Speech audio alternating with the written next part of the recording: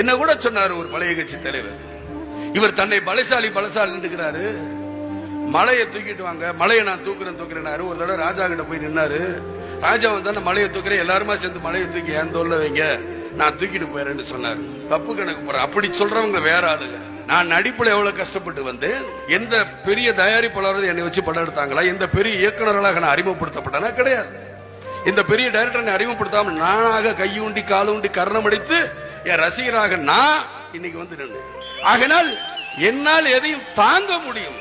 எவ்வளவு வீழ்ச்சி, எவ்வளவு வெற்றி, எல்லாத்தையும் தாங்கி வந்து என் கூட நடிக்க மாட்டேன்னு சொன்ன கதாநாயகிகள் எத்தனை பேர் அதையே மீறி நடிச்சேன். அதற்கு பிறகு அவங்களும் நடித்தாங்க. அதையெல்லாம் தாங்கிக்கிட்டேன். அதெல்லாம் ஒரு சுமைதான் அன்னைக்கு எனக்கு என் வாழ்க்கையில முன்னேற்றப்படுறதுக்கு எவ்வளவோ சுமைகளை நான் கொண்டு வந்தேன். என் குடும்பத்துல 12 பேர்ல 4 பேருக்கு கல்யாணம் வச்சு, எங்க அப்பா இருந்த 8 பேருக்கு நான் தான் கல்யாணம் பண்ணி வச்சேன். அந்த சுமை எனக்கு தான் தெரியும்.